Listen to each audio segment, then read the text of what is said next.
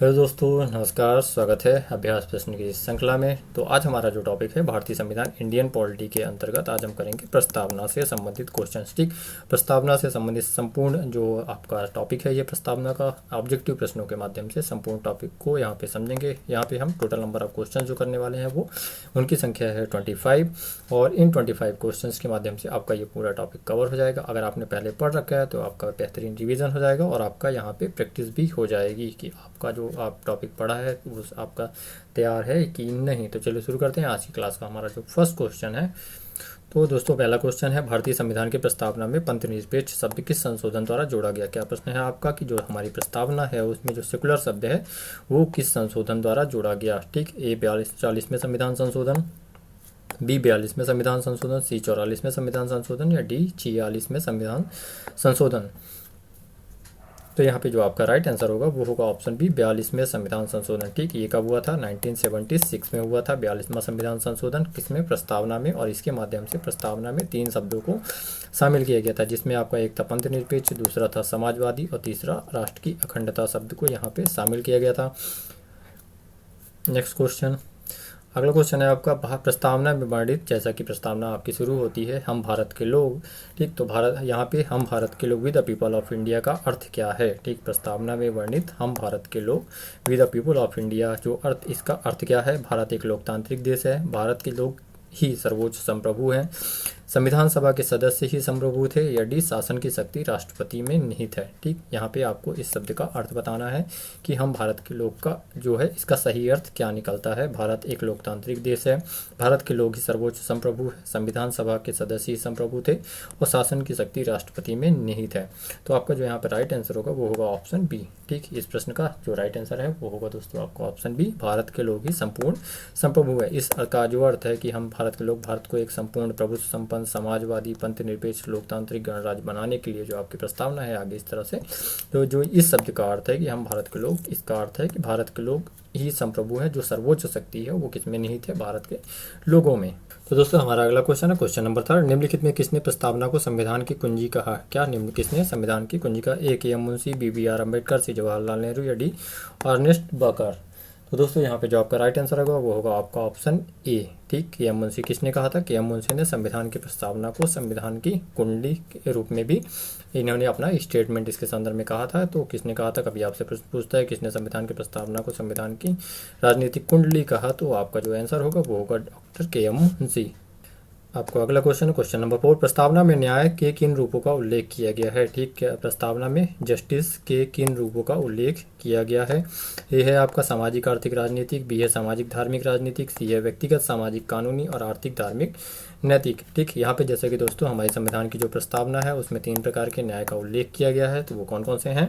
तो हमारा यहाँ पे जो आपका राइट आंसर होगा वो होगा आपका ऑप्शन ए, सामाजिक आर्थिक और राजनीतिक। 3 प्रकार के न्याय का जो उल्लेख किया गया है वो कौन कौन से न्याय है? सामाजिक न्याय, आर्थिक न्याय और राजनीतिक न्याय। ठीक, अगला क्वेश्चन, नेक्स्ट क्वेश्चन है आपका, बेरूबाड़ी यूनियनवाद 1960 में उच्चतम न्यायालय ने प्रस्तावना के बारे में क्या निर्णय दिया था। ठीक, यह आपका जो न्यायिक निर्णय है, ठीक, जो कि प्रस्तावना से संबंधित है एक। ठीक, तो इसमें उच्चतम न्यायालय ने प्रस्तावना के संबंध में क्या दिया था? ए, प्रस्तावना संविधान का अभिन्न अंग है, बी, प्रस्तावना संविधान का अभिन्न अंग नहीं है, सी, प्रस्तावना संशोधनी नहीं है, डी, प्रस्तावना मौलिक अधिकारों का हिस्सा है। तो दोस्तों इस प्रश्न का जो आपका राइट आंसर होगा यहाँ पे वो क्या होगा? ऑप्शन बी, प्रस्तावना संविधान का अंग नहीं है। क्या निर्णय दिया था? जो पहला मामला आया था प्रस्तावना को लेकर के कि प्रस्तावना क्या संविधान का भाग है या नहीं, तो यहाँ पे इसमें जो उच्चतम न्यायालय ने अपना निर्णय दिया था वो यह दिया था कि प्रस्तावना संविधान का अंग नहीं है। ठीक, याद रखिएगा किसमें। और वहीं पे आगे चल करके केशवानंद भारतीवाद जो आता है 1973 में, उसमें न्यायालय ने माना कि हाँ प्रस्तावना संविधान का एक अंग है। ठीक, तो किस बात में माना था? केशवानंद भारतीवाद 1973 में न्यायालय ने माना कि प्रस्तावना संविधान का भाग है। ठीक, वहीं पर बेरूवाड़ीवाद जिसे पहला तो जो मामला था प्रस्तावना के इस रूप में कि भाग है कि नहीं, तो वहाँ पे क्या माना था कि ये प्रस्तावना का भाग नहीं है, प्रस्तावना जो है वो संविधान का भाग नहीं है। किस मामले में? बेरूवाड़ी यूनियनवाद में। अगला क्वेश्चन है आपका, किस मामले में सर्वोच्च न्यायालय ने यह व्यवस्था दी कि प्रस्तावना संविधान का मूल ढांचा है। ठीक, किस वाद में सर्वोच्च न्यायालय ने जो कहा कि संविधान का जो मूल ढांचा है, बेसिक स्ट्रक्चर है? ए आपका गोलकनाथ मामला, बी केशवानंद भारती मामला, सी मिनर्वा मिल्स मामला, या डी एस आर बोमई मामला। तो दोस्तों यहाँ पे जो आपका इस प्रश्न का राइट आंसर होगा वो होगा ऑप्शन बी, केशवानंद भारतीवाद, ठीक 1973 में यह हुआ था, ठीक।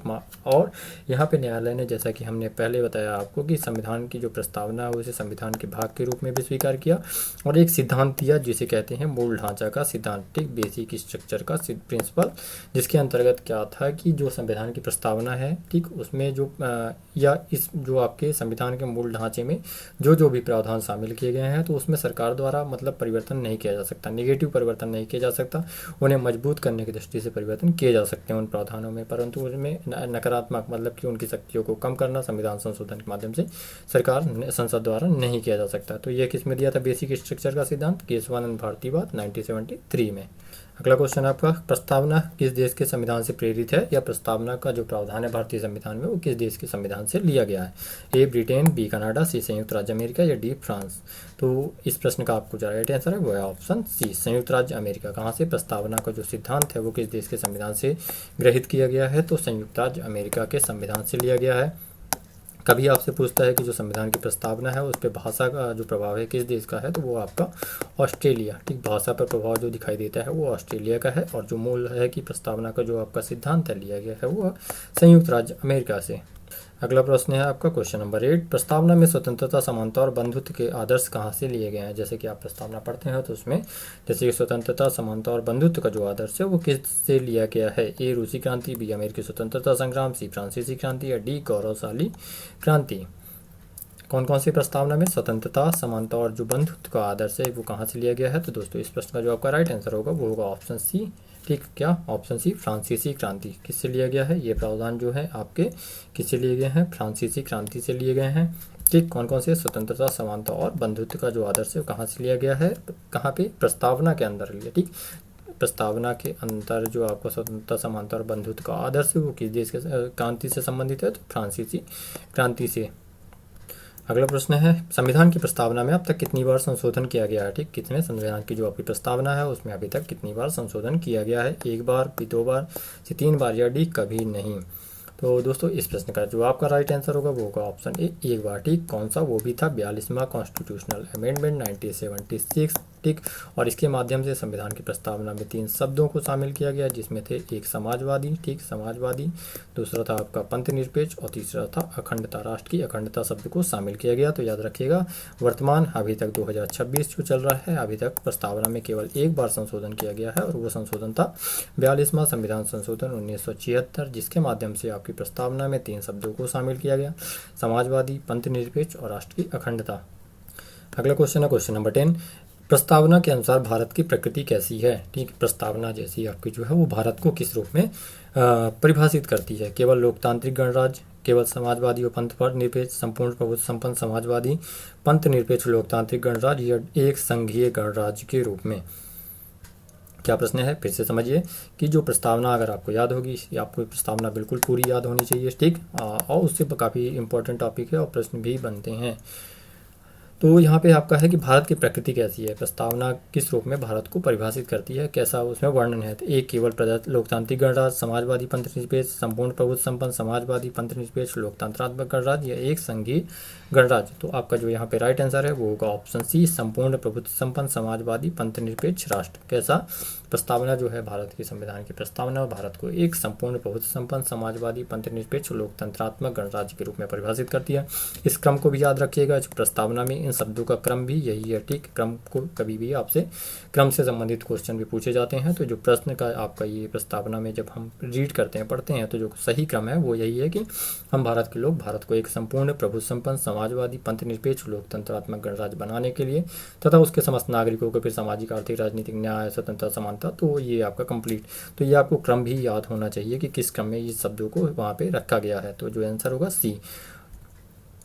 अगला क्वेश्चन है क्वेश्चन नंबर 11, प्रस्तावना में उल्लिखित संपूर्ण प्रभुत्व संपन्न शब्द का अर्थ क्या है? ठीक, प्रस्तावना में जो आपका संपूर्ण प्रभुत्व संपन्न सोवरियन शब्द है इसका अर्थ क्या निकलता है? भारत किसी भी विदेशी शक्ति के अधीन नहीं है, भारत राष्ट्रमंडल का सदस्य नहीं हो सकता, भारत केवल आंतरिक मामलों में स्वतंत्र है, भारत की संसद सर्वोच्च है। तो दोस्तों यहाँ पे जो आपका राइट आंसर होगा वो होगा ऑप्शन ए, भारत किसी भी विदेशी शक्ति के अधीन नहीं है। संप्रभुता का अर्थ क्या होता है? पूर्णतः स्वतंत्र होना। अगर आपको एक शब्द में कहें तो संप्रभुता का अर्थ होता है स्वतंत्रता, ठीक, निर्णय लेने की स्वतंत्रता। किसी भी राष्ट्र या राज्य जो स्वतंत्र होता है वो अपने, चाहे उसके विदेशी मामले हो या आंतरिक मामले में बिना किसी दबाव के निर्णय लेने की पूर्ण स्वतंत्रता ही कहलाती है राष्ट्र की संप्रभुता की। वह राष्ट्र जो है पूर्णतः संप्रभु राष्ट्र है और उस पर किसी भी तरह का दबाव नहीं है, ना तो किसी देश का न किसी अन्य चीज़ का। वह पूर्णतः अपने आंतरिक मामले हों, राष्ट्र के अंतर जो संबंधित नीतियां हैं या विदेशी पॉलिसी, विदेश नीति से संबंधित मामलों में पूर्णतः स्वतंत्र हो निर्णय लेने के लिए। तो यहाँ पे जो इस प्रश्न के अकॉर्डिंग, जो ऑप्शन के अकॉर्डिंग आपका आंसर होगा, भारत किसी भी विदेशी शक्ति के अधीन नहीं है। ठीक, जैसा कि यहाँ है भारत केवल आंतरिक मामलों में स्वतंत्र नहीं, आंतरिक और बाहर दोनों मामलों में स्वतंत्र है। ठीक, दोनों ही मामलों में स्वतंत्र है।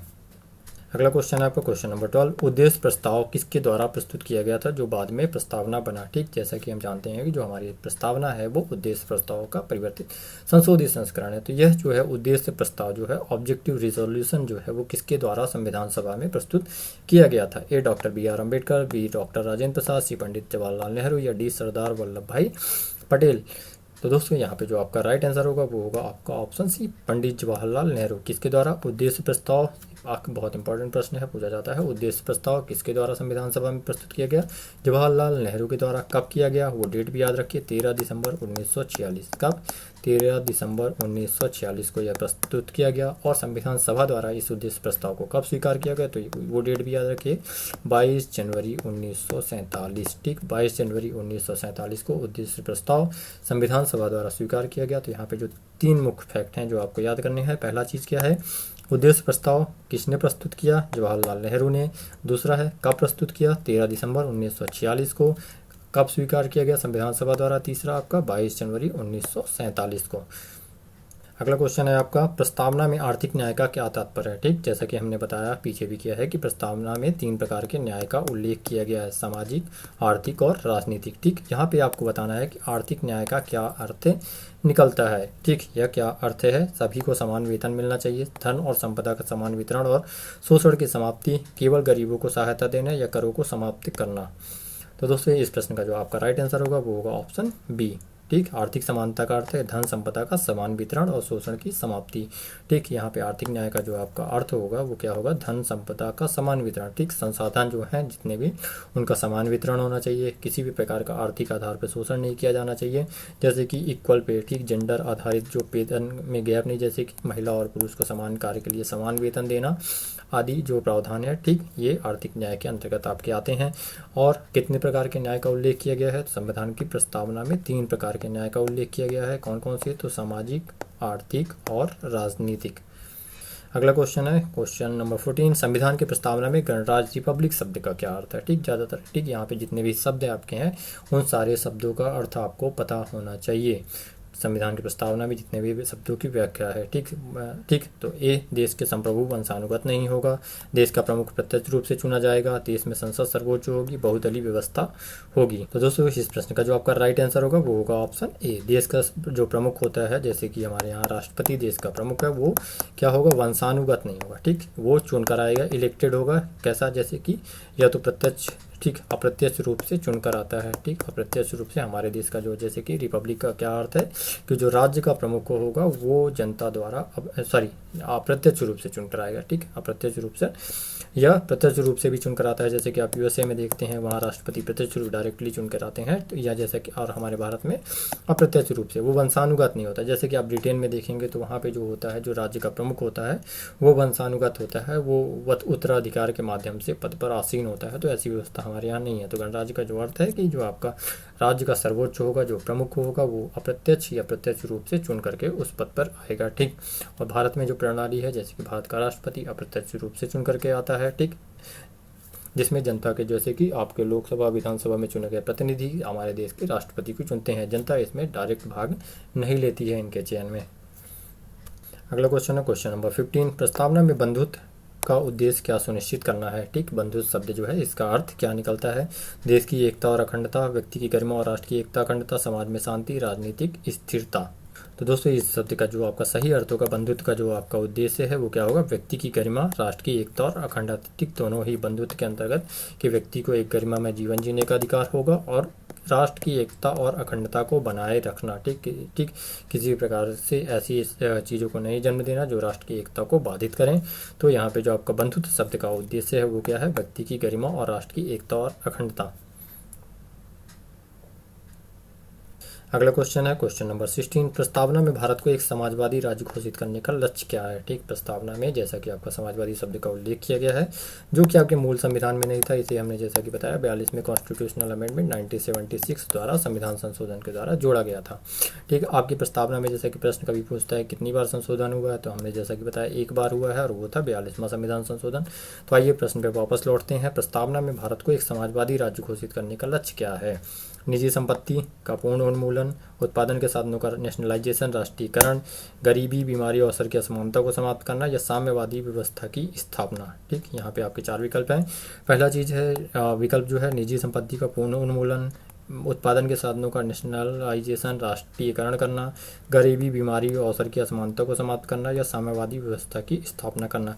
तो आपको विकल्प से ही इसका सही आंसर मिल रहा होगा कि इसका जो आंसर होगा वो होगा ऑप्शन सी, कि क्या प्रस्तावना में जो आपका समाजवादी शब्द जोड़ा गया इसका जो अर्थ निकलता है कि हर प्रकार की गरीबी, उपेक्षा, बीमारी या अवसर की असमानता को समाप्त करना।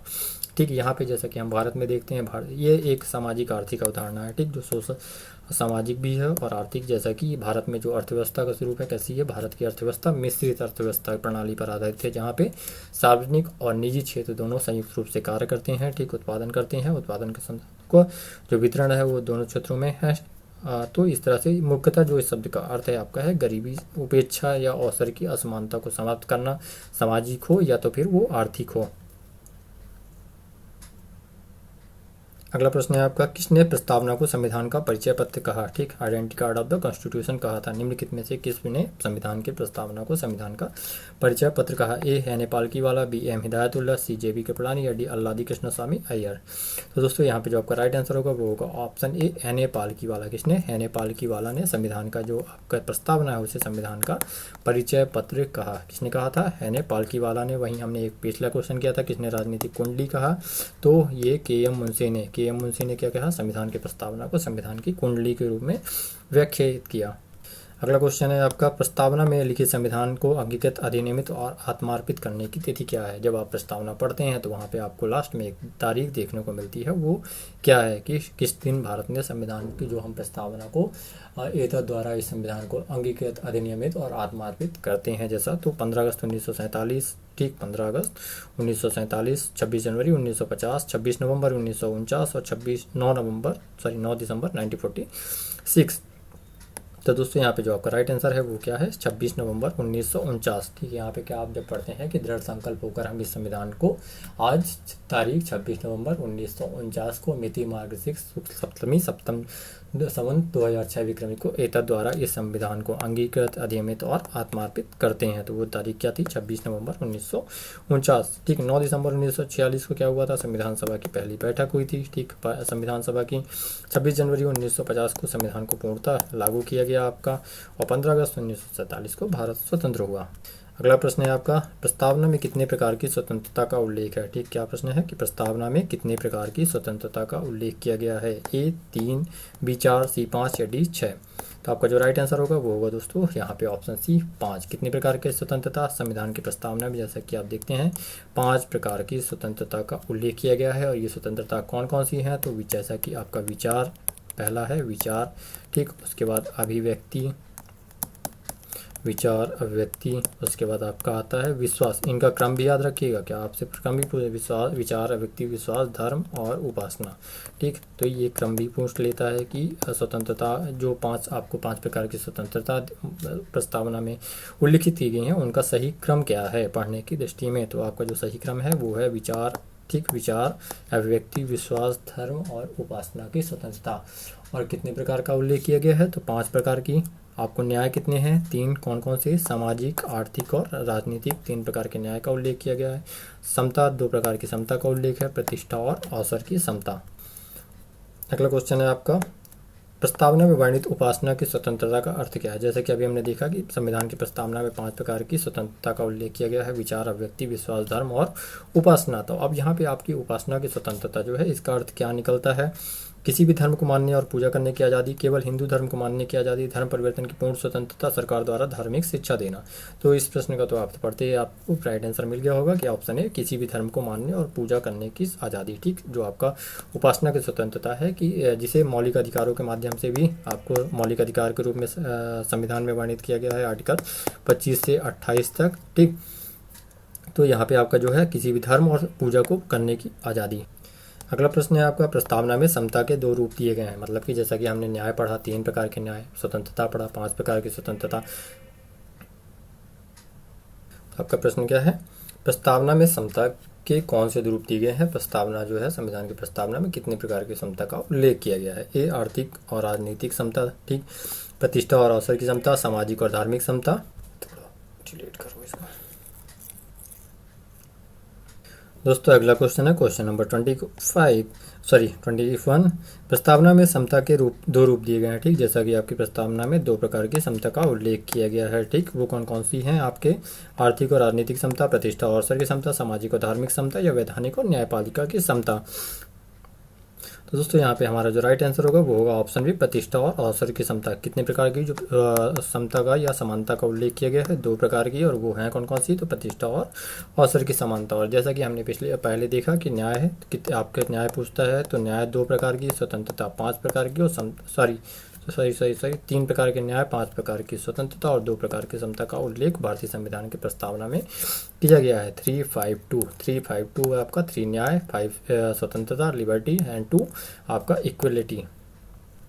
अगला क्वेश्चन है 42वें संविधान संशोधन 1976 के द्वारा प्रस्तावना में कितने शब्द जोड़े गए थे। ठीक, क्या प्रश्न है आपका कि 42वें संविधान संशोधन द्वारा प्रस्तावना में कौन कौन से शब्द जोड़े गए। ए, समाजवादी, पंथनिरपेक्ष, अखंडता, बी, लोकतंत्र, गणराज्य, न्याय, सी, स्वतंत्रता, समानता, बंधुत्व, डी, संप्रभुता, समाजवाद, या एकता। तो जैसा कि दोस्तों हमने बताया था कि जो आपका है 42वें संविधान संशोधन जो 1976 में हुआ, ठीक, याद रखिएगा कब हुआ था, 1976 में। इसमें संविधान की प्रस्तावना में 3 शब्दों को शामिल किया गया था, वो थे समाजवादी, पंथनिरपेक्ष और अखंडता। ये 3 शब्दों को शामिल किया गया था। एक प्रश्न जो बनता है कि अब तक संविधान की प्रस्तावना में कितनी बार संशोधन किया गया है, तो केवल 1 बार किया गया है। कौन सा था, तो वो था आपका 42वां संविधान संशोधन 1976। अगला क्वेश्चन है दोस्तों, ये बहुत इंपॉर्टेंट क्वेश्चन है आपका कि क्या प्रस्तावना न्यायालय में परिवर्तनीय है। मतलब कि आपके जो प्रस्तावना में प्रावधान दिए गए हैं, कभी आपको जैसा कि आपके मौलिक अधिकार है, जब मौलिक अधिकारों का आपका उल्लंघन होता है तो आप आर्टिकल 32 के तहत डायरेक्ट उच्चतम न्यायालय जा सकते हैं, या उच्च न्यायालय के लिए एक अलग आर्टिकल है वहाँ जा सकते हैं। क्या प्रस्तावना न्यायालय में परिवर्तनीय है, मतलब कि उसमें जो आपके प्रावधान है, आप जैसे आपकी स्वतंत्रता है, न्याय है, समता, जैसे आपको लगता है कि इसका उल्लंघन हो रहा तो आप न्यायालय जा सकते हैं या नहीं। यहाँ पे आपके विकल्प हैं, ए हाँ, बी नहीं, केवल विशेष परिस्थितियों में, डी सर्वोच्च न्यायालय के विवेक पर। तो यहाँ दोस्तों जो आपका राइट आंसर होगा वो होगा ऑप्शन बी, नहीं। ठीक, न्यायालय में जैसे कि आपकी जो प्रस्तावना है वो न्यायालय में परिवर्तनीय नहीं है। ठीक, मतलब कि इसके प्रावधानों को लेकर के आप न्यायालय नहीं जा सकते कि हमारा ये उल्लंघन हो गया और हमें इसके न्याय चाहिए, तो इस प्रकार से ये न्यायालय में परिवर्तनीय नहीं है आपका। ठीक, वहीं पर जैसे कि मौलिक अधिकार है तो मौलिक अधिकार न्यायालय में परिवर्तनीय है, उसके जो प्रावधान है कभी उसका उल्लंघन किया जाता है सरकार द्वारा, या किसी आपको लगता है कि हमारे मौलिक अधिकारों का उल्लंघन हुआ है तो आप डायरेक्ट न्यायालय की शरण में जा सकते हैं, परंतु प्रस्तावना के संदर्भ में ऐसा नहीं है। तो याद रखिएगा प्रस्तावना न्यायालय में परिवर्तनीय नहीं है, कभी भी पूछता है आपसे तो। अगला प्रश्न है निम्नलिखित में से कौन सा शब्द 1975 में भारतीय संविधान की प्रस्तावना में शामिल नहीं था। क्या है, अच्छे से प्रश्न को जरूर अच्छे से पढ़ा करिए। ठीक, निम्नलिखित में से कौन सा शब्द 1975 में भारतीय संविधान की प्रस्तावना में शामिल नहीं था। ए, बंधुत्व, बी, संप्रभुता, सी, अखंडता, और डी, समानता। तो अभी तक आपका क्लियर होगा कि कौन सा आंसर होगा, तो आपका ऑप्शन होगा ए, सी। ठीक, जैसा कि 1975 मतलब कि जैसा कि आपने जानते हैं कि 42वां संविधान संशोधन 1976 में हुआ और 3 शब्दों को शामिल किया गया, जिसमें एक अखंडता शब्द भी था। ठीक, जबकि जो मूल संविधान था, यहाँ पे अक्सर आपको जो शब्दावली दिएगा कि मूल संविधान लिखकर भी प्रश्न पूछा जाता है। ठीक, मूल संविधान में कौन से शब्द शामिल नहीं थे। मूल संविधान कभी लिखा होता है तो इसका अर्थ है कि जो 26 जनवरी 1950 को जब आपका संविधान लागू हुआ था तब कौन कौन से शब्द थे। ठीक, तो यहाँ प्रश्न के अकॉर्डिंग जो आपका राइट आंसर है सी, राष्ट्र की अखंडता। ठीक, अखंडता शब्द नहीं था, इसे जोड़ा गया 42वें संविधान संशोधन 1976 के द्वारा। Next question number 25। और दोस्तों आज की क्लास का हमारा जो संविधान की प्रस्तावना टॉपिक है आपका, इससे संबंधित लास्ट क्वेश्चन। ठीक, तो आई होप आपने अभी तक जितने 24 क्वेश्चंस किए हैं आपको उनके मैक्सिमम के कोई आंसर बने होंगे, और जो है आपका टॉपिक भी अच्छे से रिवाइज हो पाया होगा। और देखिए टॉपिक जो होता है ना वो पढ़ना है, क्या आप पढ़ रहे हैं, पढ़ते सभी हैं, पर जो प्रश्न है कि उस टॉपिक से जुड़े हुए प्रश्न कैसे पूछे जा रहे हैं, क्योंकि वहाँ पे एग्ज़ाम में आपके पास समय कम होता है तो उतना जल्दी क्लिक करना मुश्किल होता है कि आपने पढ़ा और हाँ वही आ गया। तो इस तरह से जो अभ्यास प्रश्न होता है ये आपके जो प्रश्नों को सही करने में काफ़ी मदद करते हैं, क्योंकि टॉपिक तो वही होता है पर अलग अलग तरीके से प्रश्नों को बनाया जाता है, तो उस आधार पर आप समझ पाते हैं, आपका दिमाग क्लिक कर पाता है कि हाँ इसका आंसर ये होगा कम समय में। इसलिए अभ्यास प्रश्न आपको करना बहुत ज़रूरी होता है पढ़ने के बाद। जिस अभ्यास प्रश्न के माध्यम से आप समझ पाते हैं कि उस टॉपिक से जुड़े हुए प्रश्न पूछे किस स्तर तक जा रहे हैं, किस लेवल तक हमें उसको पढ़ना है, किस तरीके से पढ़ना है, तो ये आपका कॉन्सेप्ट यहाँ पे क्लियर हो जाता है। आइए देखते हैं लास्ट क्वेश्चन। भारतीय संविधान की आत्मा किसे कहा जाता है? ए मौलिक अधिकार, बी राज के नीति निर्देशक तत्व, सी प्रस्तावना या डी संवैधानिक उपचारों का अधिकार। संवैधानिक उपचारों का अधिकार जैसा कि आपका आर्टिकल 32 में इसका प्रावधान किया गया है। ठीक, तो हमारा जो यहाँ पे राइट आंसर होगा दोस्तों होगा आपका ऑप्शन सी प्रस्तावना। किसे? भारतीय संविधान की प्रस्तावना को संविधान की आत्मा या इसे कुंजी भी कहा जाता है। ठीक, कुंजी भी कहा जाता है।